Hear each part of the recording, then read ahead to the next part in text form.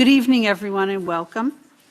I'd like to begin this meeting by saying we just kind of flowed through from a special meeting. So we're going to be led in the Pledge of Allegiance by me.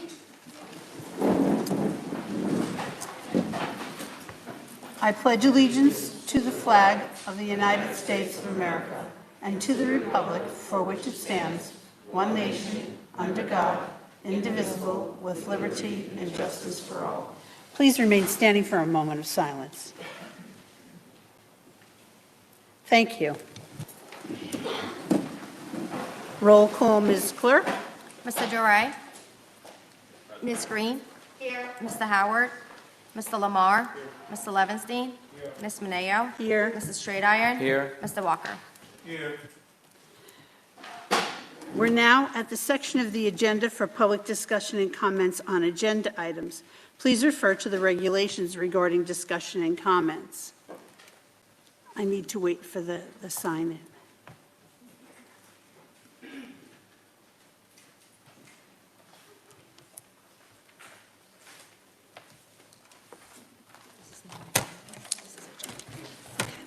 We have no one signed up for agenda items, but would anybody from the audience like to speak on agenda items? Okay, we're going to move to the section of the agenda for non-agenda for public discussion and comments. Please refer to the regulations regarding discussion and comments. We have a few people signed up already. We have Ms. Victoria Boucher? Yes. Thank you. Thank you. Ready? Good evening. My name is Victoria Boucher. I have lived in New Windsor for 33 years, and I am reading this statement prepared by my mother, Deborah Boulay, who could not be in attendance today. According to this district's public minutes on board docs on July 14th, 2021, 3 current board members here tonight voted to extend the employment contract of Dr. Padilla, even though the contract was not scheduled to end until June 30th, 2025. They extended Dr. Padilla's contract to June 30th, 2026. 2 current board members voted against it. About a month later, on August 24th, 2021, this same board had no choice but to suspend Dr. Padilla, and we are still paying Dr. Padilla today, May 23rd, 2023. Today is the day I bring you transparency. There is an attempt now to extend the contracts of the Deputy Superintendent, Assistant Superintendent for the Exceptional Students, Assistant Superintendent of Human Resources, and Assistant Superintendent of Finance, even though their contracts are not up. We have a 76% graduation rate, according to last year's New York State report card. Only 11% of classified students read at grade level. 89% read below grade level. Only 25% of all students in grades 3 through 8 read at grade level. 75% read below grade level. These are not new results. The majority board here now and this cabinet failed our students and our parents. They deserve no contract extensions, no raises, no re-election. If these 4 superintendents get their extensions and have to leave, we will also have to pay them out like Padilla, yes? Shame on you for even considering this. Will the Assistant Superintendent of Human Resources ask at the end of this section tonight to add 4 items to the agenda? Is this how you will perpetuate and vote not on the agenda? This is not your money to give away. It belongs to our students. You are willing to extend the contracts of the cabinet members that won't expire this year, yet you won't settle with the unions who have been negotiating in good faith with you since winter and whose contracts expire in about a month. Secondly, the public may hear an in-depth, particularly crafted explanation of the New Brigham Large City School District's performance last year. The numbers you will see and hear are selectively chosen to make it appear as though the ship has not sunk. Some comparisons are not even year to year, and some tell a very misleading position. Let's look at Middletown School District, a district similar to ours. Truth, according to New York State, is that Middletown spent $843 less per student than Newburgh and graduated 12% more students than we did. Their graduation rate from last year was 88%, and ours was the lowest in the county at 76%. And perhaps most telling of all, that you won't see in the charts this cabinet presents tonight, is that the Middletown School District is a district in good standing and Newburgh is not. Newburgh is a targeted district. And on top of all that, they have a higher suspension rate than we do. They hold kids accountable for their poor choices, which in the long run has a profound effect on classroom environments and ultimately learning. Their focus was on academic improvement and they succeeded. While there is value in the social and emotional programs this district chose to focus intently on, this school district's top priority has to be to educate kids. No student should cross the academy field not knowing how to read, write, and do basic math without a cell phone. A duty dodge is like a debt unpaid. It is only deferred, and we must come back and settle the account at last. Do not extend these contracts, as it will only be a debt that once again our students will have to pay for. Everyone is watching and what you do now, so do the right thing. Debbie Boulay.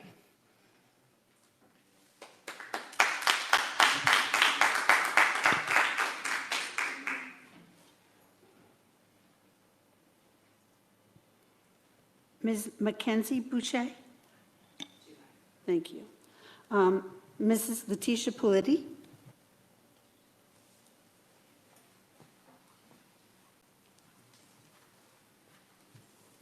Good evening. I'm Letitia Politi, and along with my running mates, I have been elected to serve on the Board of Education for 3 years starting July 1st. This past Thursday's Board of Education Personnel Committee agenda was approved and slated to be moved on to tonight's agenda, which hasn't been yet, but I suspect it will be added last minute. In said agenda, there are requests for contract extensions and a pay raise for several of our upper-level administration. For those of you who are not familiar with this process, this is how it works. Once educators switch to upper-level administration, such as superintendent or assistant superintendent, tenure is not available to them. This is not unique to Newburgh. This is the practice throughout New York State. When a contract is expiring, a new one is issued with or without a pay raise based on performance. These requested contract extensions are not expiring. Our deputy superintendent's contract doesn't expire until 2025 and is asking for a one-year extension to 2026. Our assistant superintendent for human resources contract does not expire until 2024 and is asking for a 3-year extension until 2027. Our assistant superintendent for exceptional learners contract doesn't expire until 2024 and is asking for a 3-year extension until 2027. Additionally, our assistant superintendent of finance has asked for a guaranteed raise of 2.5% retroactive to January 11, 2022 through 2025. I find it very curious that these non-expiring extensions and a guaranteed pay raise are quietly being pushed through by the current board before the new board can take office. I find it even more curious that every extension extends beyond the term myself and my running mates have been elected to serve. One could easily surmise that these moves are to prevent accountability for performance or their actions. Also, there has never been guaranteed raises without performance evaluations for upper-level administration. The superintendent and those members of her upper cabinet who have requested these extensions are sending a very loud message to everyone that they are above the rules and are more important than the teachers or the CSEA who do have expiring contracts this June and are still in ongoing negotiations. Even suggesting these extensions and the pay raise are fueling the mistrust of our community towards our central office. Not only are these requests unethical, they are a liability. By continuing to extend the contract of our former superintendent without performance evaluation, close to $1 million was lost to our children. No, we can't do this. I repeat, no extensions, no raises, and no benefits other than what is provided in the current contract should be given. And I quote from the New York State Board of Regents website statement on the governance role of a trustee or board member under nepotism. Inherent in a trustee board member's fiduciary duty of loyalty is the responsibility to avoid nepotism in hiring, purchasing, and other institutional decisions. Care must be taken at all times to ensure that family and/or personal relationships do not inappropriately influence a trustee's or board member's decision-making. Any decisions that are based on personal or family influence rather than the best interest of the institution constitute a breach of fiduciary duty and may result in a trustee or board member's removal from the board. Everyone is watching. Our parents, our teachers, our CSEA, and most importantly, our children are watching. Now is the time to uphold the positions you were elected to. Now is the time to set a good example for our kids, make good decisions. There will be an election next year. some of your terms will be up, and the voters are all watching. Thank you.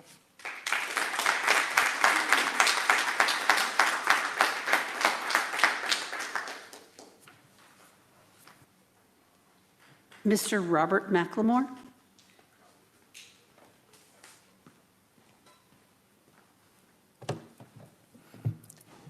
Good evening, Madam President, Mr. Vice President, and the distinguished members of the board. The purpose of me coming is to address the communication of the inaccurate information that was on social media. It pertained to my father and some of the members of the board, as well as myself and some people who I am connected to that I met during my career. Some people would say that it is a conflict of interest for me to be here, but I think that determination is subjective and open to interpretation.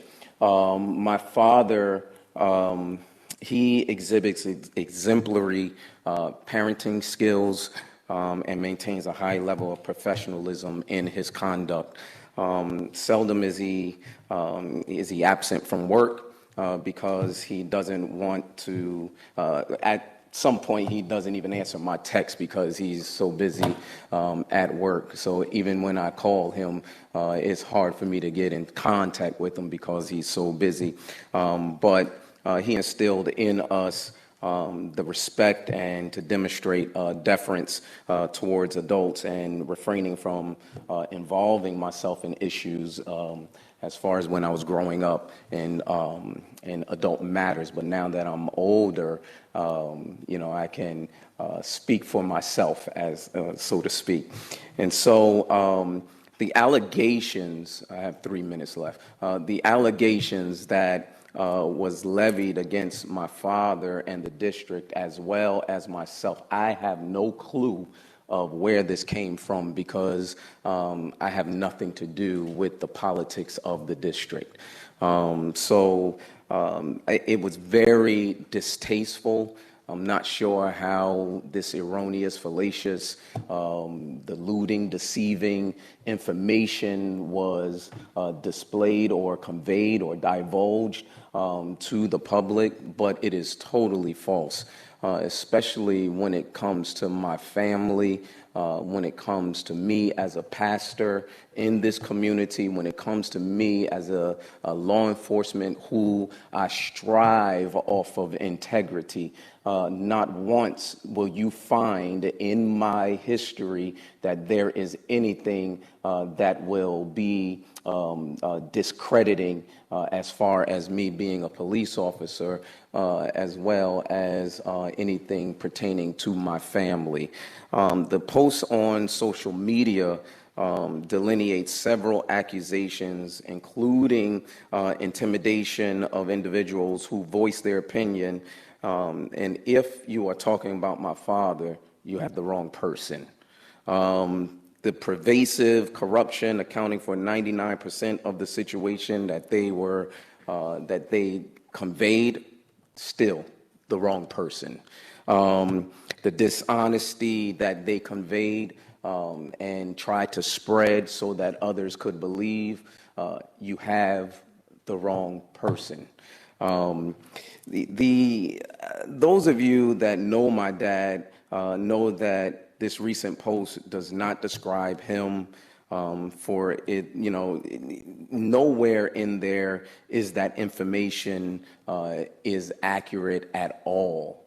And if you know anything about us, we're the ones that took our own money to provide scholarships, my daughter as well, to provide scholarships for NFA students, one being, and so I'm really disheartened that someone would leak information, especially during contractual time, to try to discredit my father, myself. Once again, I have nothing to do with the politics of the district. This is actually my first time speaking before the board. And so, I'm sorry. Hang on a second. Yes. Do me a favor, no students' names. Oh, I'm sorry. I'm sorry. I apologize for that. I'm actually running out of time anyway, so I apologize for that.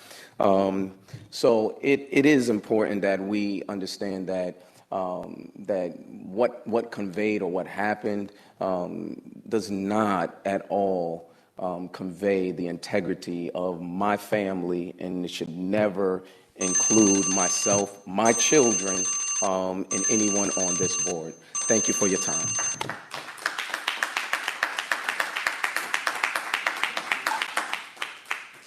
Mr. Darren Stridiron?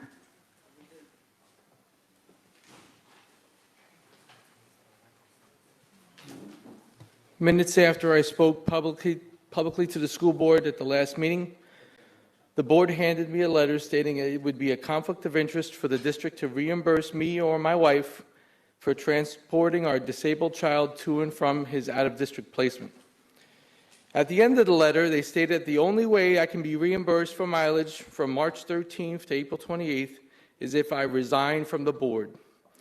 This district receives federal funding for special education and is required to follow all federal laws pertaining to that area.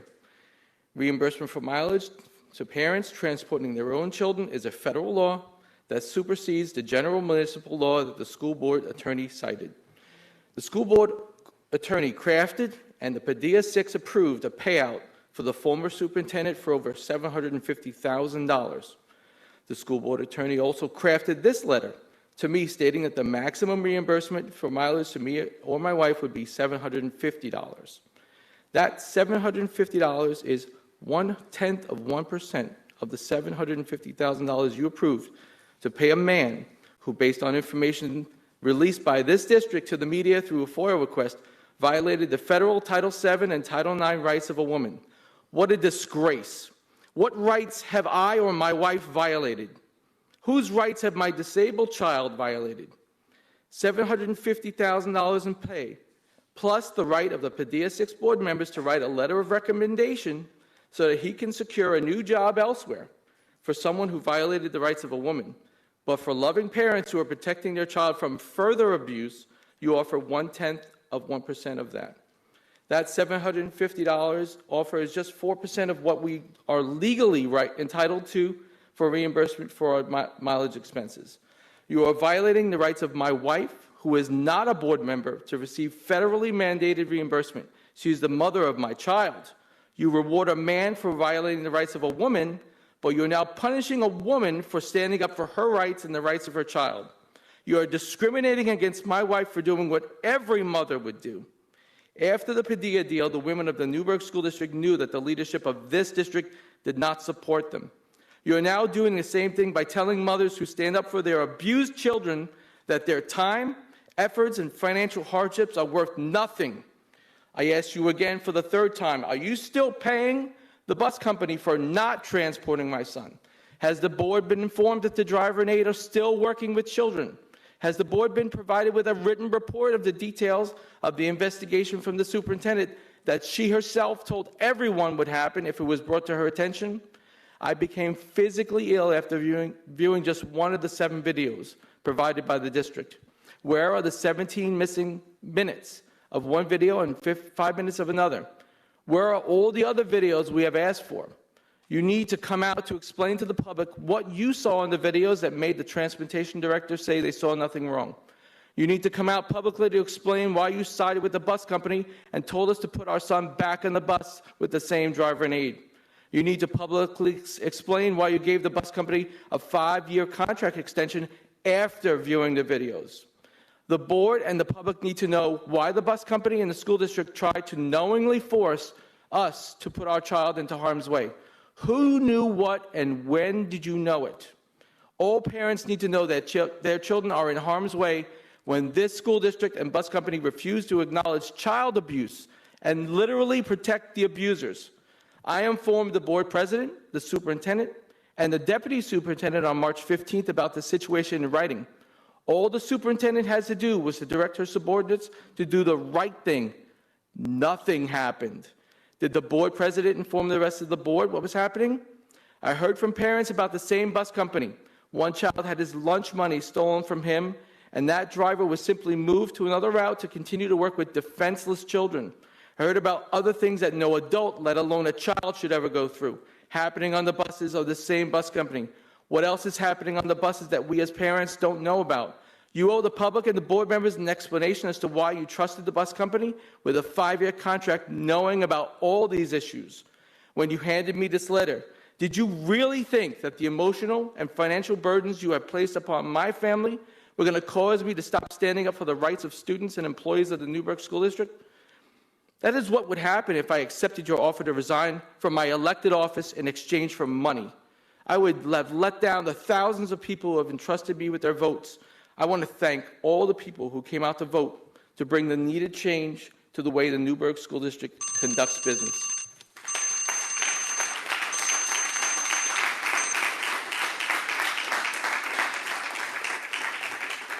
Mr. Ramiro Bergarelli.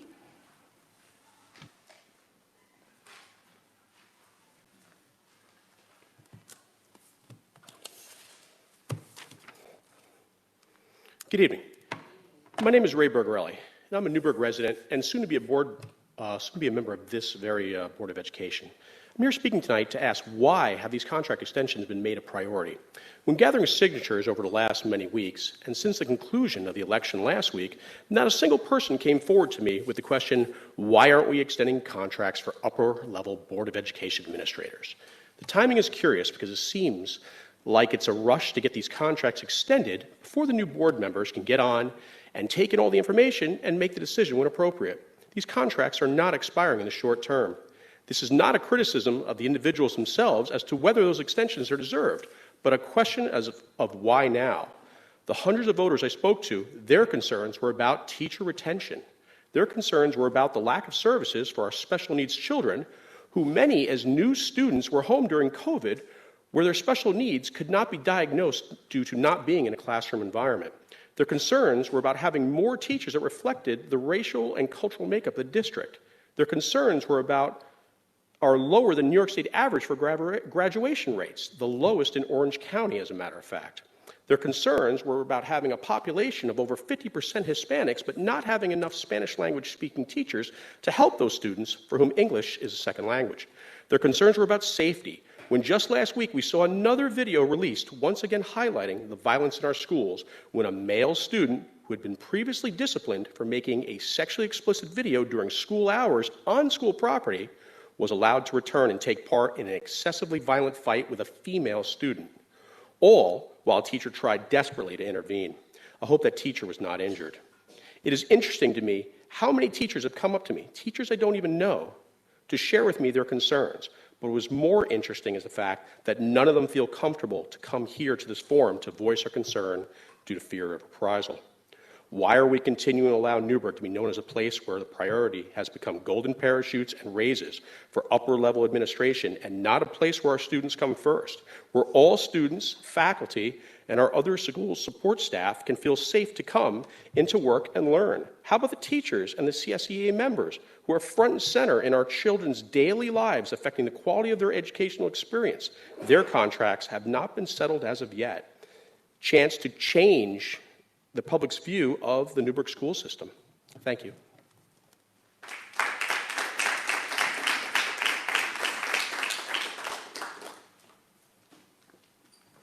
We have some additional time. Is there anybody else that would like to address the board on non-agenda items?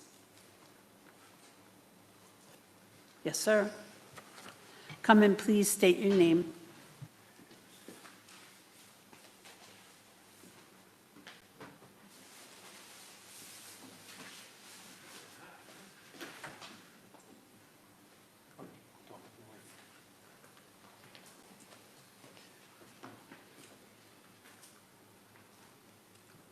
Good evening. I know most of you. Don't know too many of you. My name is David Ryan. I still reside at 7 Holt Lane. Grew up on Summit Drive, went to all these schools, been through all these administrators. Know some of you intimately, well, professionally, not personally. Some of you personally, well. I am baffled at how, and I speak for many other adults who I speak to in Newburgh, baffled is the word that comes to my mind about how you can extend contracts in a lame duck territory when the message was sent clearly from the public. The status quo is not what we're looking for. And yet, there was an intent to proceed. I hope that all the other fine speakers before me laid it out a lot more clearly than I'm going to. You've already heard this, but I'm going to reiterate it because it's in my notes. None of the 3 extensions are expiring. We are still paying for Padilla. Does that ring true? Do you hear that? That's money out. I run a checkbook. We are a high-needs district. We are federally funded. This is not just going to be seen by your local constituency. It's going to be seen by the state who funds you and the federal government that funds you. And I'm sure that I won't have to lend my voice because there'll be enough cries to the upper level that our local governance isn't working. They're supporting something else. There's a time to discuss these contracts. I don't disparage any one of the potential recipients of more of my taxes. I have nothing ill to say about any of you. Think what you want of me. It's just not right. And then the teachers, so I'm cautious to approach that topic because I'm a beneficiary of the teacher's contract. You know, I'm the spouse of a teacher. I don't know if she fears the reprisals or not, but I have heard that from other teacher friends that I have that speak freely. And that's maybe not fair to give you that kind of reference, but it's my life experience. How can you not square up with the teachers, and yet you're going to extend the life of a contract that is potentially renewed? There's no reason not even to consider that these contracts wouldn't be renewed. And this is the intent that you put forward last week. I mean, I only follow the board online. I once a week I see the new post, I read what's on there. All right, I served back too many years ago, which is completely irrelevant. But how do you consider that? I am staying, I keep hearing, every time I show up at a board meeting, I hear about this man's troubles. I'm staying so far away from that one. That one you can just work on yourselves. I don't know how you resolve that one. But as a taxpayer, as a parent, as a former colleague, if you see me as such, oh, hell no. Come on. Smarter than that. Our kids deserve better than that. I heard that already. I didn't come with a prepared speech. I'm shooting from the hip, but just got a couple notes here. But there's a lot better place to be spending. If we got extra, let me know.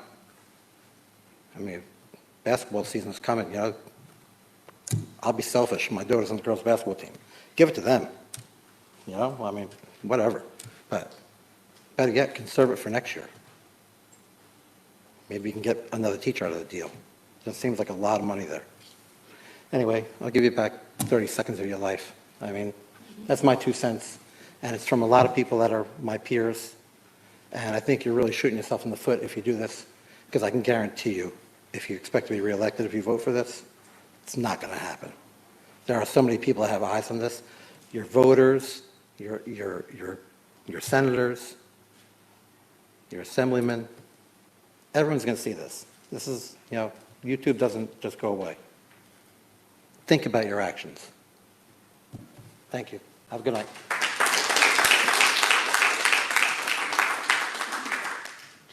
We have time for one more speaker from the audience. Would anybody like to address the board on non-agenda items? Okay. Could you state your name and tell us where you live? Yes, my name is Grace Profacci, and I live in the town of Newburgh. I am a product of Newburgh Schools. We immigrated from Italy when I was 10 years old, and my brother and I went to Old Newburgh schools and local colleges as well. I have 3 properties in the town of Newburgh, and I pay taxes, and I work hard. I work in corporate America. And the question that I have for you guys is, what business sense does it make to extend a contract that is not expiring for a year? That's the only question I have. I have to go through, to get a raise, and I work for a major corporation, I have to go through reviews, and then the raise might come at 1%, 2% for one performer. And I work very hard, and I trust you to make the right decisions for all of us that pay taxes, for our kids. And it just baffles me that you would extend a contract that is not expiring without, did these people, did they get a review? Are they performing well? Do we know that? Does anybody know? Just a question. I've never been to any of these meetings, but it's interesting to me as a taxpayer and a town resident that we entrust you to make these decisions, and at this time, it appears that you're not making the right ones. Thank you.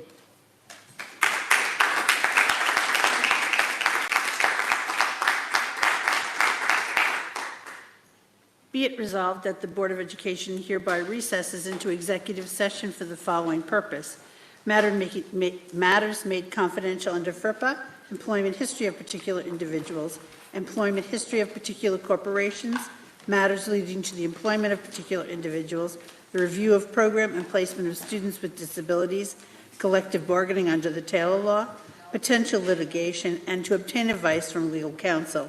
I'd like to entertain a motion, please. Roll call. Ms. Green? Yes. Mr. Lamar? Yes. Mr. Levinstein? No. Ms. Mineo? Yes. Mr. Straight-Iron? Yes. Mr. Walker? No. Mr. Duray? Yes. Okay. This should be a short executive session. We'll be back, I hope, shortly. Included poetry, reflections, and in-depth presentations about a wide variety of topics and areas of expertise. Very simply, our students are inspiring. I would like to thank those who came out to vote in support of our school district last week. For the 420 residents who voted no on the school budget, I respect your opinion and I welcome the opportunity to discuss your concerns in the hopes of gaining your support in 2024 to 2025. Please email me at superintendent@necsd.net if you'd like to have a discussion. I'm still also doing my chats. I do one monthly with the staff and one monthly with the families. In the summertime, I'll perhaps re-engage once we see what the summer calendar looks like. While I am thankful for those who are engaged in their civic duty, I would be remiss if I didn't express my disappointment at overall voter turnout. We had a little more than 1,500 voters turn out, totaling approximately 1.8 of our resident population. According to 2018 census numbers, in one respect, that is an indicator that the vast majority of our residents were not inspired to vote. Low voter turnout is not isolated to our district. I encourage our governing body to engage with our local and state representatives to increase advertisement and possible protocols for school budget votes and school board elections. I also want to express my appreciation for everyone who ran for a potential seat on our school board. As you know, being a member of our school board is a volunteer position and is often a thankless job. I continue to be thankful for those who serve our children. For our outgoing board members, thank you for your dedication. You still represent those who elected you, and we still have business to attend as we close out our school and fiscal year. I warmly welcome our newly elected trustees and look forward to your joining our current board members to continue the critical work of providing a quality education to all of our scholars. The passion, drive, and determination you expressed during your campaigns are the qualities we need from our leaders advocating for our children. I would like to share with you what comes up when you Google purpose of school boards. Oversee students' education, personnel, and properties, establish a vision and goals for the schools in their district, work with their communities to improve student achievement, represent their community, and advocate for the student experience, act as a positive voice in the community regarding decisions about the schools in the district. Each and every one of us should be acting as leaders to represent the needs and voices of our entire community to work toward our common and consistent goal of providing a quality educational experience for every single one of our children. Finally, I'd like to thank those who come to the podium to speak during the public comment section of the agenda. As is the protocol of the meeting run by the Board of Education, a dialogue is not permitted during this time. Members of our team and I follow up directly with speakers as soon as possible and try to provide a response to the comments that I can respond to at the next meeting during my section. However, as a professional, I will not provide public comment on matters that violate a student's privacy.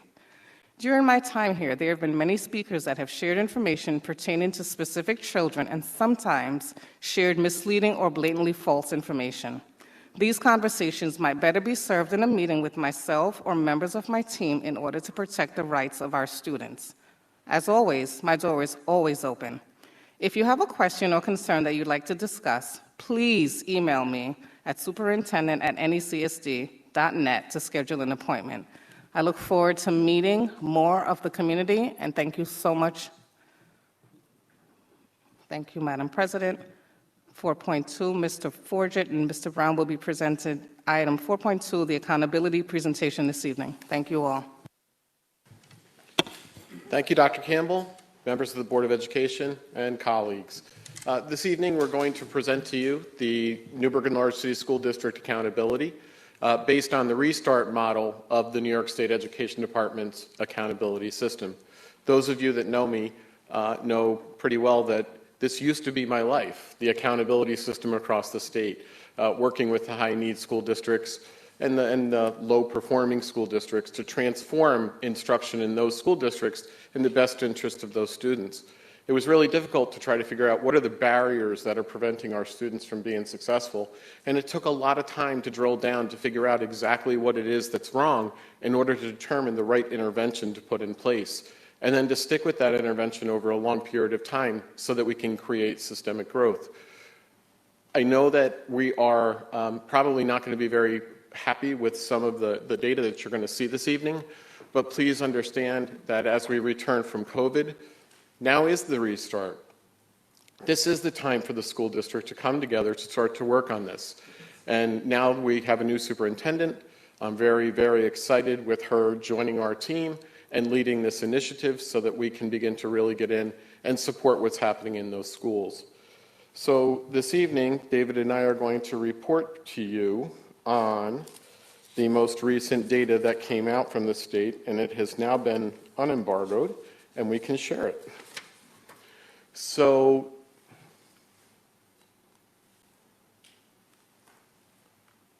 maybe not. What's going on, Jim?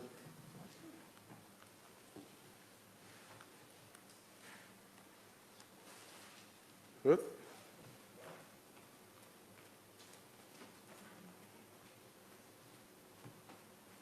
One more, Jim. Thank you. So there's new language right now in schools that are identified across the state. You are either a local support and improvement, which means good standing. If you are an LSI school in New York State, it means that you're doing things well, not perfect, but you're doing things well, and you still need to have some type of support and connection with the central office leadership in that particular school, not only to sustain it, but to go from good to great. So we have some LSI schools, and David's going to show you who those schools are very shortly. We also have the next level of need would be targeted support and improvement, or a new category in addition to the TSI is the schools identified for additional targeted support and improvement. These are particular schools that have subgroups that are in need of support, and they don't meet the standard that's set by the New York State Education Department. And then we have schools that are identified as comprehensive support and improvement. These are your CSI schools. These are the highest need schools in the state, and they fall in the bottom 5% statewide. In our particular school district, we have a ATSI, which is Bombville Elementary, and we have 2 CSI schools, South Middle School and Gidney Avenue Memorial School. We celebrated at the last meeting the removal of Valesgate STEAM Academy from the CSI list. That took several years of dedicated hard work for that team to do it. Those teachers and administrators deserved that recognition that we gave them. Jim, thank you. So, in addition to the fact that we have schools on the list, we're identified as a school district. We as a district have to own the responsibility of what's occurring in the schools. We have to take the initiative to figure out what it is that needs to occur in the schools, along with the school improvement teams in the schools, the school leadership teams that generate what's called the School Comprehensive Education Plan. Our work is to figure out what it is those school leadership teams want to do, need to do, and will do, and figure out how we can support them to improve outcomes for our students. So we are a target district, and we have to figure out what's needed in each of the schools, and then create a targeted district plan and implement that in alignment with what the work is that is occurring in each of the schools. Jim, thanks. So this is a restart model. In a restart model, they have changed some of the ESSA indicators. In the elementary middle, which is 3rd grade through 8th grade, we have weighted average, course subject performance, English language proficiency, and chronic absenteeism. The weighted average achievement is different from core performance in that it takes the 95% of the students that are tested, or the total number of continuously enrolled students that are tested, versus core subject is, you were supposed to test all these kids, you test all these kids. That's the difference between weighted average and core. English language proficiency, there are 5 different levels for English language learners. Within those five levels, on the nicest lot that the students, English language learners, take every year, we are charged with growing and moving kids from one level to the next. Chronic absenteeism, grades 1 through 12, and we are looking at every student in seats at least 90% of the school year. The high school, pretty much everything is the same except for graduation rate. Here's the difficult part with the accountability system. When you look at weighted average and you look at core subject performance, what they do at the elementary and middle level is they take the ELA scores, they add them with the math scores, they add them with the science scores. They come and they aggregate that number. So you really don't know, are we dealing with a science issue, a math issue, or an ELA issue? The same thing at the high school. They take the Regents exams, they take 4 content areas at the high school: science, social studies, English, and math. It's up to us to figure out how to break that data down to figure out where should we be applying most of our supports and most of our addressing most of the barriers that we're seeing. The high school graduation rate is based on a 4-year, 5-year, and 6-year combined, and that's the way they give us that rating. So these are the indicators that you're seeing based on the 21-22 data that identified the 22-23 accountability system. Don't look at this for next year. It's going to change again. Right now, I just saw, I think it was 2 weeks ago, the new system came out. They're looking for feedback. We're reviewing it for feedback to make sure Newburgh is going to be represented well. Okay, Jim. At this time, David's going to walk you through each of the schools and their status and tell you a little bit about the categories.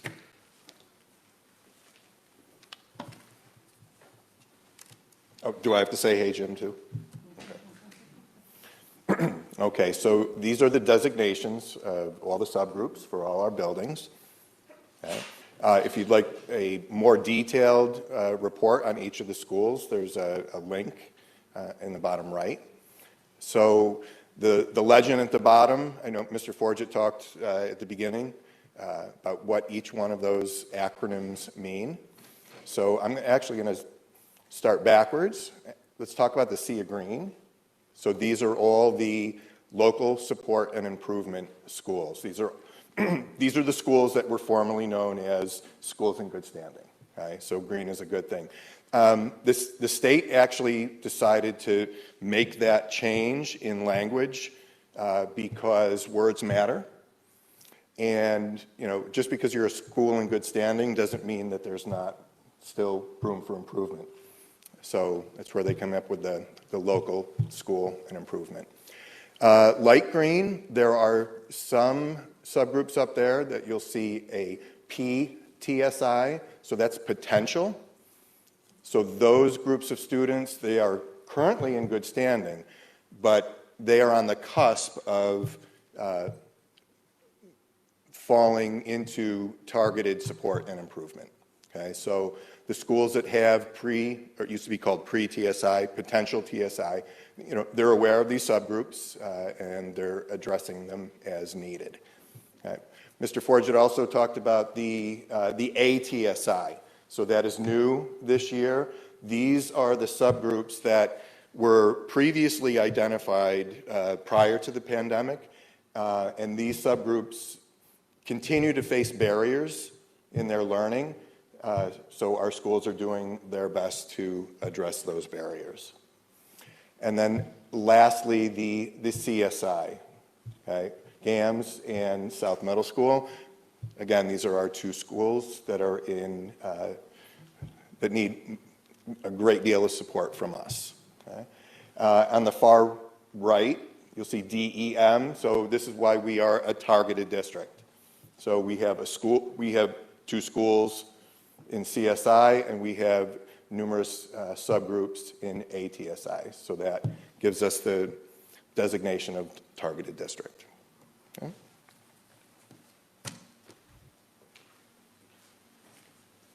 Thanks, David.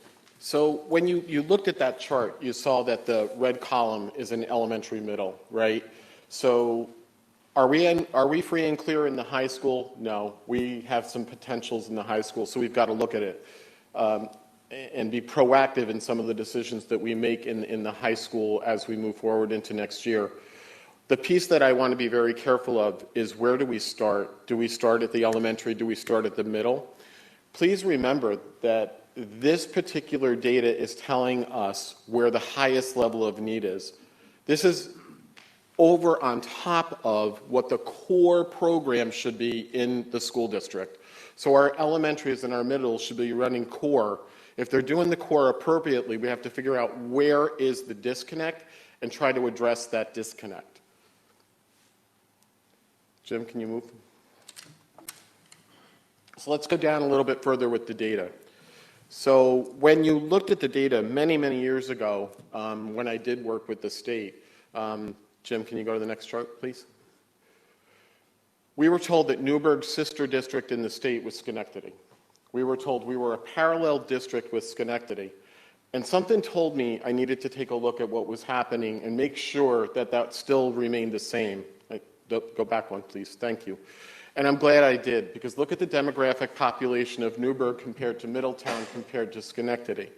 So the difference, obviously, between Newburgh and Schenectady is the Asian population. Schenectady's got a 22%. We have 2%, but look at Middletown at 3%.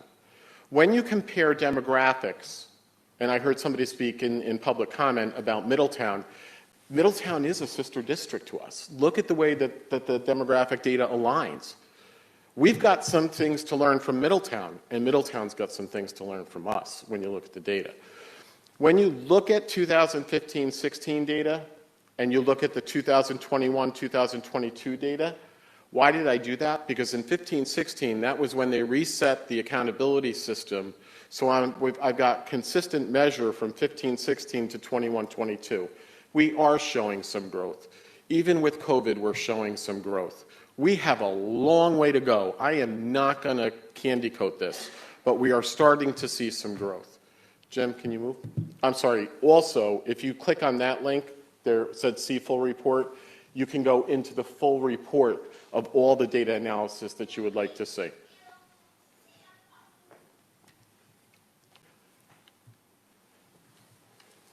So if you go into that report and you start to take a look at that data, Middletown being a similar school district based on demographics, Middletown proficiency is really similar to ours.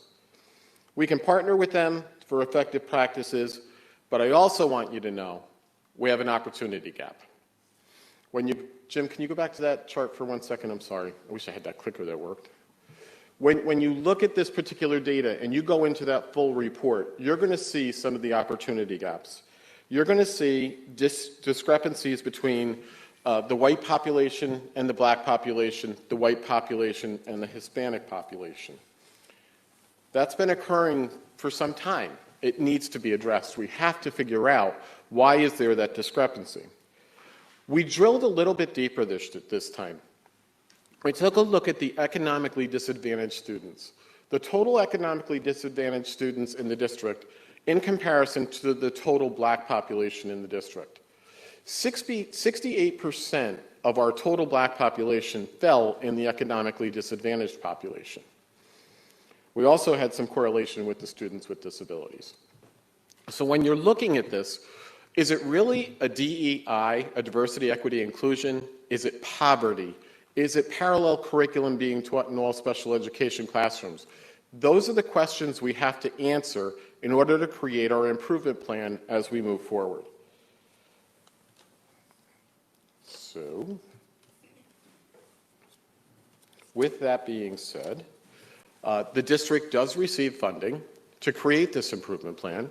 The district receives $50,000 to create an improvement plan that's aligned with each of the individual schools' plans. The individual schools, if you're a TSI, they get $75,000, and if you are a CSI, you get, David, $225,000? $225,000. So that has to be very carefully planned out because that's critical money that needs to focus on the issues and barriers that are preventing our kids from being successful. And I've said this time and time again. Please don't think it's our kids that are not successful. There are issues and barriers that are preventing them from being successful. Our job as administration is to figure out what those issues and barriers are and address them. That concludes our presentation for this evening. Board members, does anybody have any questions or comments? Yes, Mr. Stritter. Have you looked at the correlation between the turnover or the experience of the administration in the buildings with the accountability status of the buildings? No, but I'd be happy to, and I'll report that out in public as well as to the board in the weekly. I know that South Middle School has a large amount of turnover in the last gazillion years. So that school is consistently on some kind of list. So I think what we need to do as a board would be to look at when we hire administrations for buildings that are in need, that we don't choose, or at least try not to choose, brand new administrators for those buildings. I think we need to look at providing the current leaders of the building with stronger, more experienced leaders so that the building can implement or learn from the experiences of those new administrators. So I'm going to show my age in my time in this district. South Middle School has basically been on that list since 2000, 1999, 2000, and it has struggled. It did see, and I'm going to support what Mr. Stritter is saying, it did see a change in growth. The 1 year prior to opening the K-8s, and we had a veteran administrator in that building at that time, and it was Mr. Mucci. And when Mr. Mucci was there, we were beginning to see the shifts and the changes in math specifically. And then when the staffing changed to a 6 to 8, a lot of the more veteran experienced teachers shifted to the K-8s and went to Temple and Meadow, and we were left with a new team in South Middle School. We also did not fully implement the middle school model that was there that had teaming. Teaming in a middle school, in my opinion, is critical. The teachers need time to work together and talk about the kids together and make decisions about the kids from each of their lens and their perspectives. So I'm hoping that we're going to move back into teaming at the middle level. So thank you for that idea, and I support it.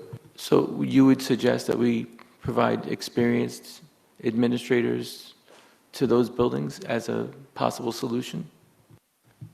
I would totally support An experienced administrative team, absolutely. You can't have someone that doesn't understand middle level or adolescent education working in a middle school.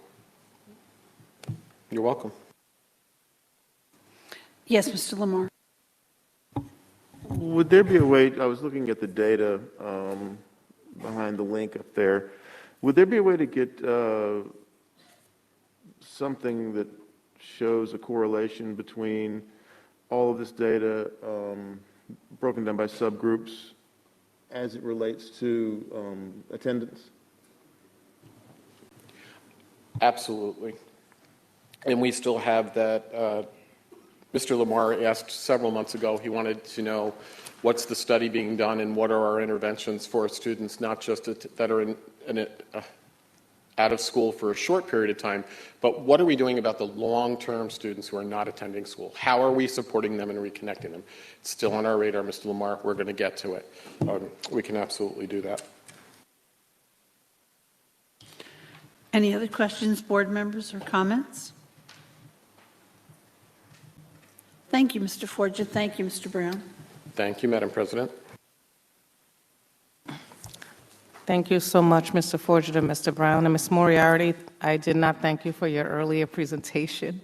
Thank you so much. I present items 4.3 and 4.5 as consent items for your consideration. Would any member like to separate out any of these items? I'd like to entertain a motion, please. Questions or discussion? Roll call, Ms. Clerk. Mr. Duray? Yes. Ms. Green? Yes. Mr. Lamar? Yes. Mr. Levinstein? Yes. Ms. Mineo? Yes. Mrs. Straight-Iron? Yes. Mr. Walker? Yes.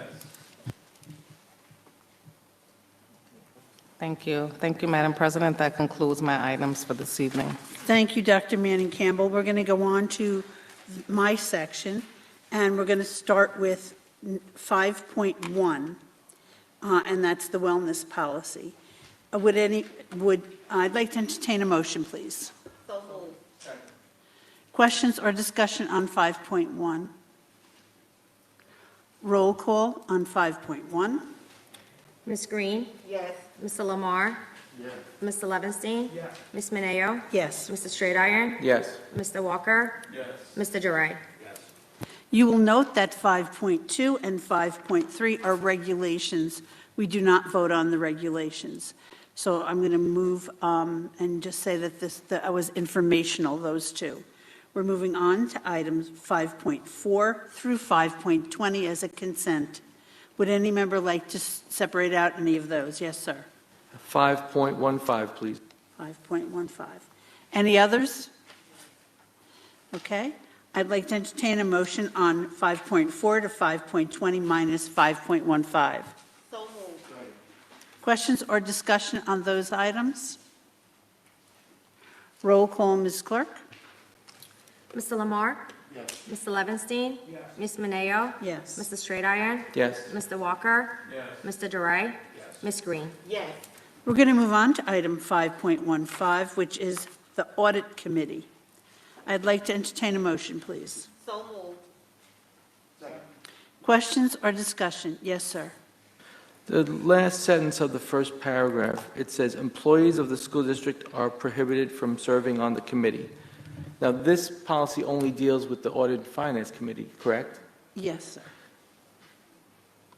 When you say serve on the committee, is that only talking about voting members of the committee? Mr. Forget, can you help us answer that, please? Mr. Straight-Iron, which policy are you referring to? This is the Audit Committee 6690. Can we put that up, please? That's why I'm a little confused. Is that the wrong policy is up on the thing, so give him a second.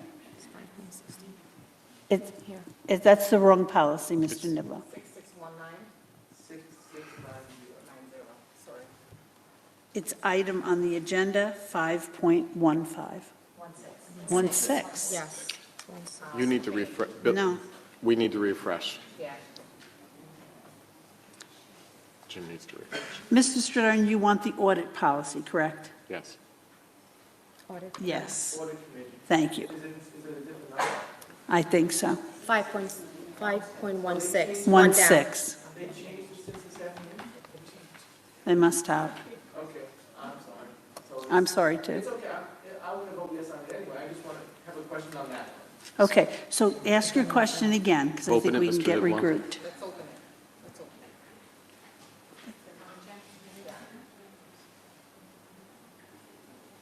Okay, thank you. The last sentence of the first paragraph. Employees of the school district are prohibited from serving on the committee. Is that dealing with only voting members? Because we have employees of the district that serve on the committee as advisors. I believe this pertains strictly to the audit committee, not the finance committee. This is the audit committee, and it is only, I believe, board members that are represented on this. But I'm going to defer to Ms. Roaring, who knows it better than I do, but I do believe I'm right. This refers specifically to voting members of the committee. It doesn't reference any staff support that might be provided. So beyond the audit committee, committees can be comprised of community members as for asking questions but they can't vote.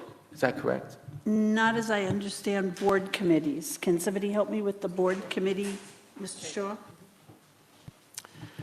This is part of the Hevesy 5-point plan years ago after Roslin, and this is specifically addressed in statute and in regulations.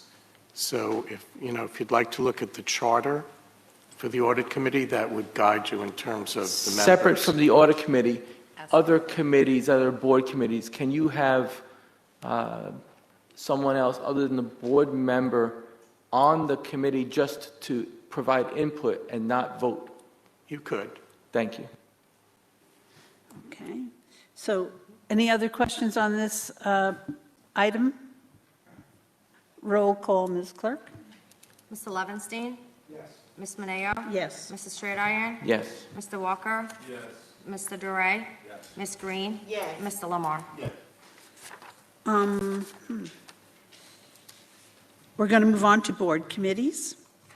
Diversity, Equity, and Inclusion Committee, I would call on Mr. Howard. He's not here, but we did talk about, what did we talk about? Inclusion this time?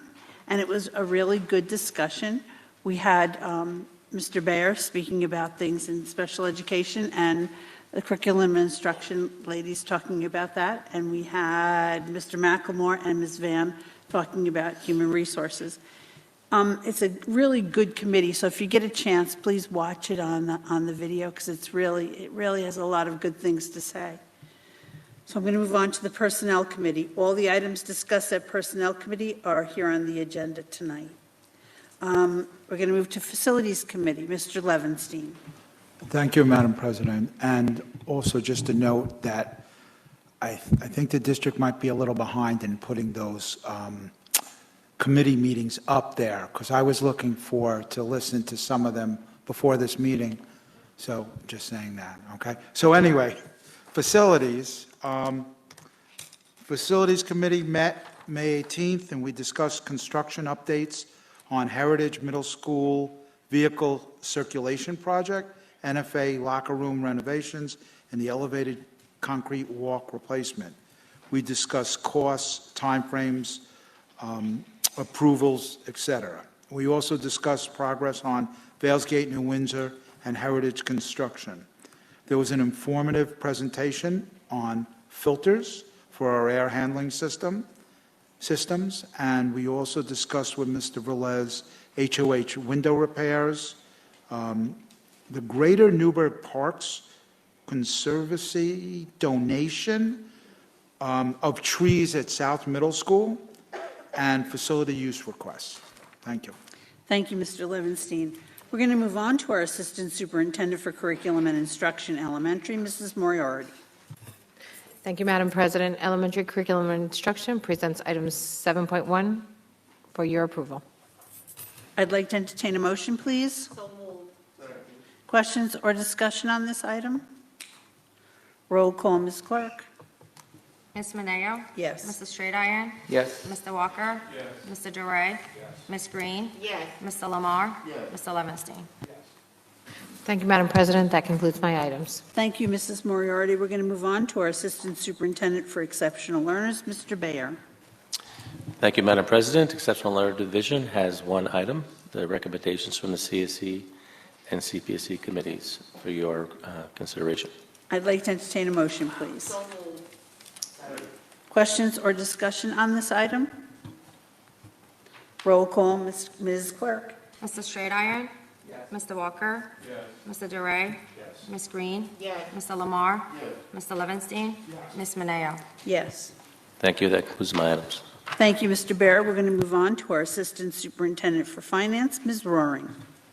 Thank you, Madam President. The Finance Division presents items 9.1 to 9.6 for routine consent this evening. Would any member like to separate out any of these items? Yes, sir. 10.5, 10.6, 10.8, 10.18, 10.19. No. We're on 9. Oh. No, thank you. You jumped ahead. So we're in the Finance Division. Look at that. Would any member like to separate out any of those items?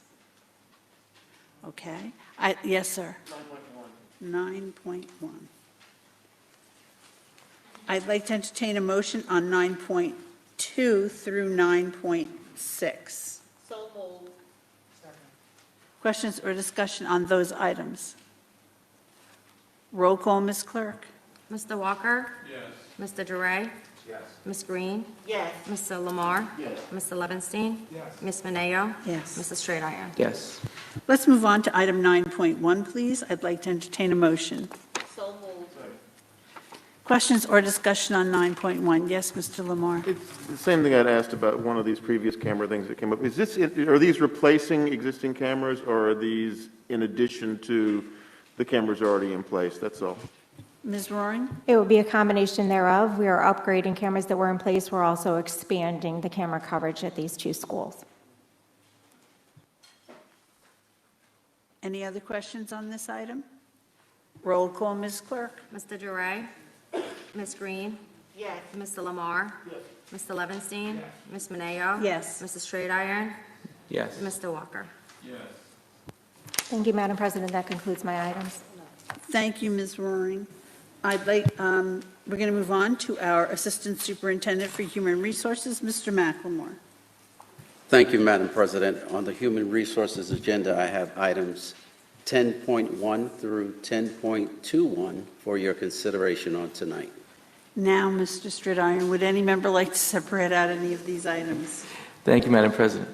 10.5, 10.6, 10.8, 10.18, 10.19, 10.20. All right, I missed one. So 10.5, 10.6, 10.8, 10.19, 10.20, and then there was one in the middle that I missed. 18, okay. Thank you. So I'd like to entertain a motion on everything except for .5, .6, .8, .18, .19, and .20. So moved. Second. Questions or discussion on those items? Roll call, Ms. Clerk. Mr. Lamar? Yes. Mr. Levinstein? Yes. Ms. Mineo? Yes. Mrs. Straight Iron? Yes. Mr. Walker? Yes. Mr. DeRay? Yes. Ms. Green? Yes.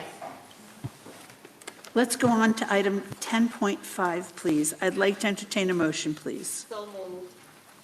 Second. Questions or discussion? Yes, sir. During the budget talks, the talk was that there were 4 ITFs that were going to be cut from the budget.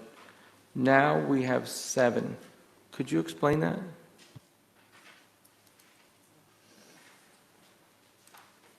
Who do you want? Yes, Ms. Peterson. So as a part of the budget presentation, and this was also reviewed with the union, we were trying to make sure that we can keep people in positions and put instructors back into the classroom. As questioned and asked at the time when this was discussed, these are difficult decisions, but we need to make sure that we have instructors in front of classrooms. So the total displacement of our instructional support facilitators is 7 in total. We had 1 vacant, 1 retired, and 4 that are going to be displaced back into the classroom next year. Yes, sir. So when the board votes on the budget, we vote on also the cuts. So how can, after the budget's approved, we are voting as a block here, all these cuts to positions? How do the voters supposed to know what's real? If they're just going to change things up as we go along? Can we change it after this? Can it be more? Can we lose more ITFs from now until the end of June? So I just want the public to know, and just to clear, we didn't cut positions, we repurposed positions so that we can have instructional teachers back in the classrooms. So we didn't lay off or anyone, they're being repurposed back to the classrooms. Are there any, yes, Mr. Levinstein? So I'm going to make the comment that I make every year, that it's great that we're not laying off, but that doesn't mean the positions being abolished is not something that we need. And I would hope that beyond retirees or whatever it is, that we if we have that opportunity, we can refill those. So I want to make really good use of our time when we're here. We do have this agenda out for questions or comments or concerns to be posed to us, and we ask that they come to us ahead of time so we can adequately respond to them. We had positions that we placed into the budget previously based on the need to support our students, such as instructional technology facilitators.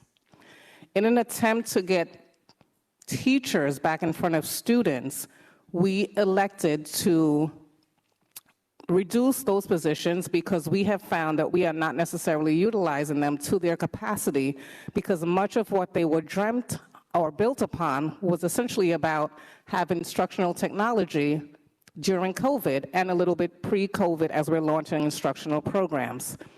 However, we have discovered through an audit, just looking at our instructional technology programs, that we are not necessarily utilizing them to the capacity that requires to have 1 or 2 per building in some cases.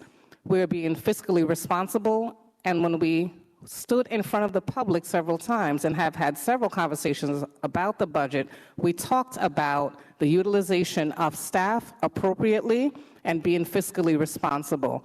Instructional technology facilitators, they're a great resource, but there are also other ways that we can support our students using technology.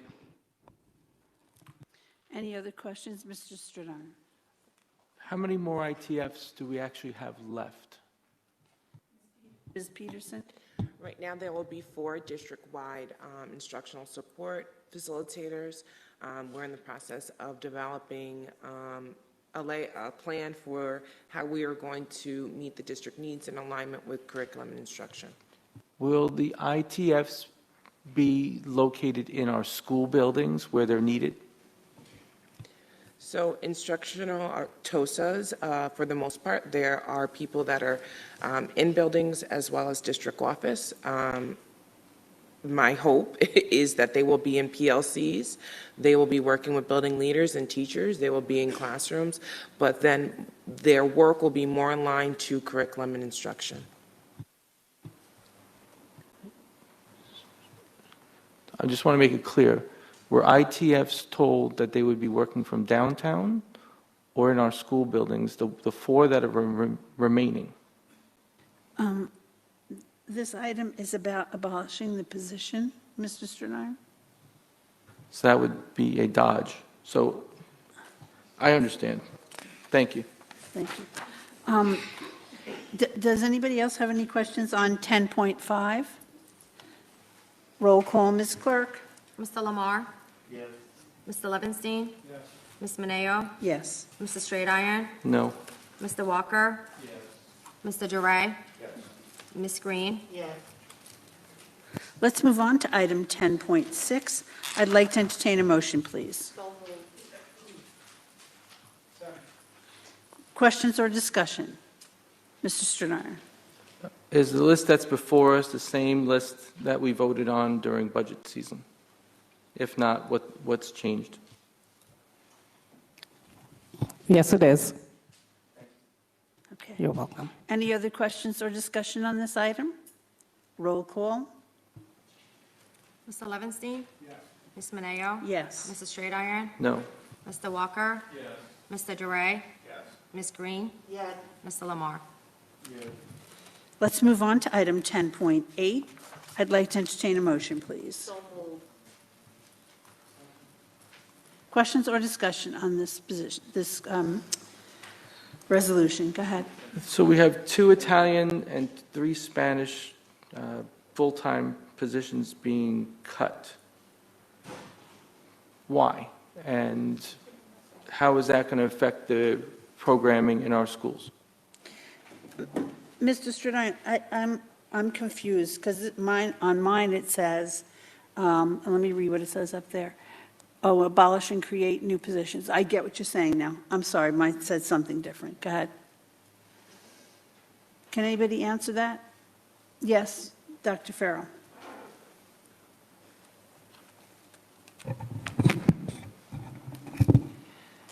These are positions that are not needed due to the reshift of instructional practices for our languages other than English. We will be offering our languages other than English in grades 8 through 12. Therefore, we had staff who could be moved or reduced by vacancies and not filling the positions for those that were designed for grades 6 through 7. Grades 6 through 7, as we discussed during the budget development, will be served by CTE, career exploration programs at all 4 of our 6 through 8 programs. Go ahead. So if a student entering 6th grade wants to take a language, will they be offered a language? No. That's new. That is new to the district at this point in time, yes. When was that decision made? We made that decision during the budget process. I spoke on it at least twice during budget hearings and meetings at board presentations. I don't agree with this. Can we do something about this? Can we table this item? You can move to table it, yes, and then you need a second. I'll move to table this. Second. Okay. We need a roll call to table. Ms. Mineo? No. Mrs. Straight Iron? Yes. Mr. Walker? No. Mr. DeRay? Yes. Ms. Green? Yes. Mr. Lamar? Yes. Mr. Levinstein? No. That item doesn't pass? No, we can table it. Okay, we can't table that. So let's continue to discuss. Mr. Levinstein, you had a question? Yeah, so I don't recall, I do recall my question then at some point saying, are we going to be able to cover all the kids that want English and, Spanish and Italian? And was told that they would be able to get it. But at that point, I didn't know that we're eliminating 2 years of them learning that. So that changes the answer. The answer is still correct in what you're saying, but it kind of doesn't give us the feel of the reason why. And that's my point. Thank you. Dr. Farrell? The district has had historic difficulty filling our language other than English positions. In fact, we had 2 subs in Spanish positions for the full year, and we had an Italian vacancy since last November. There was another Italian vacancy also that was not able to be filled. SED, New York State Education Department, mandates that a student complete a minimum of 1 year of foreign language study. That's not to say that a minimum is acceptable in our district. Our students will have the opportunity to study a foreign language, a language other than English, during grade 8 and 9 through 12, if they so choose to pursue that course. I'm not saying that that's not the better way to go. And the fact that we're having CTE put into the middle schools, I think that's a great idea. It kind of comes as a surprise. That's my only comment really about it, that you're making a good case for why this is a way to go, but just so we know and not understand this, so we don't get calls next month and they say, hey, my kid wanted to take Italian, and it's not offered to them, just so that's my point. And I understand your concerns. The principals of all 4 middle schools were actively participating in this conversation because we had extensive discussion about enrollment, about the fact, for example, at South Middle School, we were not able to secure an Italian substitute for our teachers since November. So our Italian students are now being afforded the opportunity to continue their studies in our summer program if they so choose and sit for their checkpoint exam. It's irresponsible for me to recommend that we continue a program that we can't support instructionally. In the greater scheme of things, if we were able to fill every single vacancy that we could possibly have for our language other than English, we could provide that instruction at an introductory level at grade 7, if not at grade 6. But we can't. We can't fulfill the promise that we give our students, and that hurts my heart to recommend we continue a program that we can't sustain. Are there any, yes, Mr. Lamar? Are we offering things that other districts like us aren't? Because I'm assuming there's other districts that offer these same things and they can find people to fill the positions. Most districts in our geographic region, as well as throughout the state and unfortunately nationally, have difficulty filling language other than English positions, as also our ENL and L positions. I have a comment. Knowing, the brain research and how the brain stops learning language at a certain point, we're missing the opportunity to teach our students another language when we take away 6th and 7th grade language. That's coming from a former language teacher. I do understand that there's nobody out there to teach it.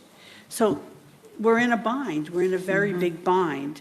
But I hope that sometime in the future we can go back to even younger students learning foreign language, because that's when the brain says that we should learn language when we're younger. So this to me is really a shame. Go ahead. So we certainly agree with you. And one of the things that we started is one of our Grow Our Owns, and we've partnered with a university, which should be coming to board rather soon. We're working on finalizing the details with the NTA. But essentially, we're looking to have 5 of our teachers get an extension in bilingual education so we can start to build the pipeline. So we are planning for this shortfall, and we do agree that languages are important, but nationally, this is a shortage, so we're working to, close the gap. So we understand and we agree. Excuse me, are there any other questions on this item? Roll call, Ms. Clerk. Mr. Straight-Iron? No. Mr. Walker? Yes. Mr. DeRay? Yes. Ms. Green? Yes. Mr. Lamar? No. Mr. Levenstein? Yes. Ms. Mineo? Yes. That passed? Yes. Okay. We're going to move on to item 10.18. I'd like to entertain a motion, please. So moved. Questions or discussion? Any questions on this item? No? Okay. Roll call? Mr. Walker? Yes. Mr. DeRay? Yes. Ms. Green? Yes. Mr. Lamar? Yes. Mr. Levenstein? Yes. Ms. Mineo? Yes. Mr. Straight-Iron? No. Let's move on to item 10.19. I'd like to entertain a motion, please. So moved. Questions or discussion? Yes, sir? The candidate for this job, has this person been an administrator before? Mr. McLemore, can you answer that question?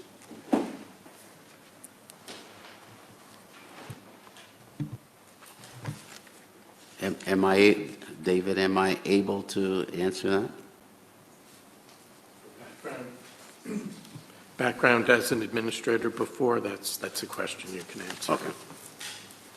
So, no, this person has not.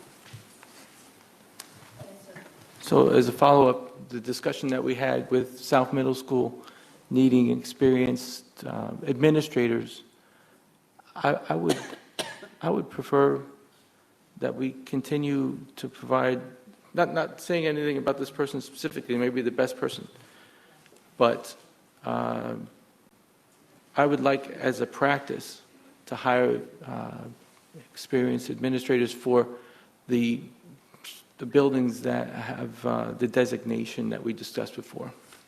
Thank you. Are there any other questions or comments on this item? Roll call, Ms. Clerk. Mr. DeRay? Yes. Ms. Green? No.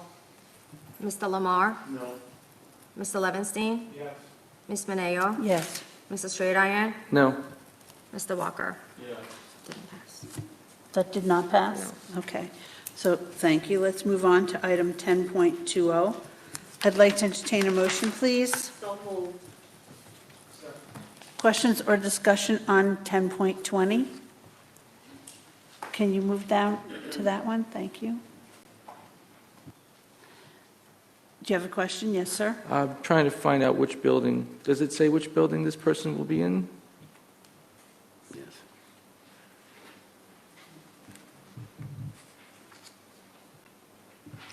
Well, Mr. McLemore, which building is this person for? South Middle School. South Middle School. does this administrator have prior administration experience? No. Excuse me, sir.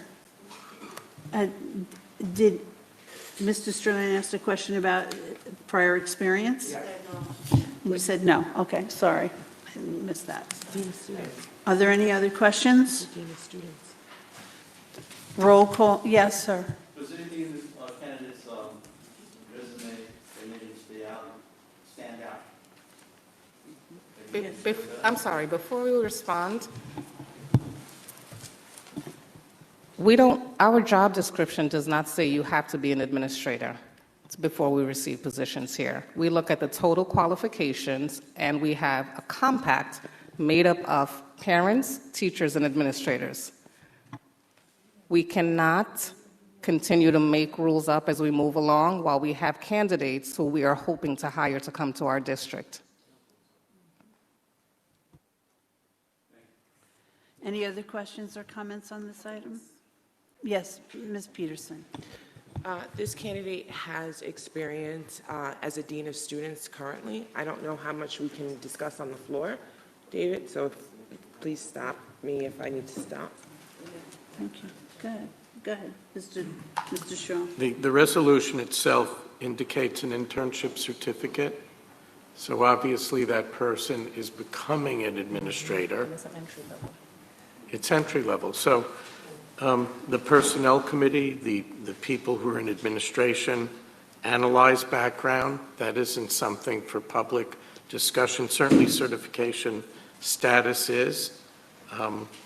But going beyond that and trying to determine the abilities through just a few questions in an open meeting is inappropriate. Yeah, I'm not discussing, just basically only about the discussion before about the schools and standing, the standing of the schools, and that we have our deputy saying that it would be the best situation to have experienced people in the buildings. That's the only thing I'm Yes, you posed that question, and Mr. Forger did state that. We talked about building principals.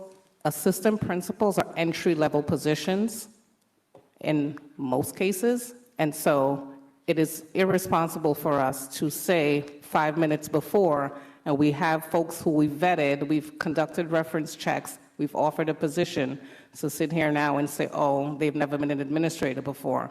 We vetted these people before we bring them to committee. That's why we give all an opportunity to respond to these types of things before we get to the floor and put these items on the agenda. Any other questions on item 10.20? Roll call, Ms. Clerk. Mr. Walker? Yes. Mr. Duray? Yes. Ms. Green? Yes. Yes. Yes. Sorry, thank you. Mr. Lamar? No. Mr. Levinstein? Yes. Ms. Mineo? Yes. Mr. Straight-Iron? No. Thank you, Madam President. That concludes my items. Thank you. Thank you, Mr. McLemore. We're going to move on to the clerk of the board, Mrs. Novotny. Thank you, Madam President. I have two agenda items this evening. I have the approval of minutes from May 9th. Wait, I have one thing to say before you leave. Mr. Williams, bye.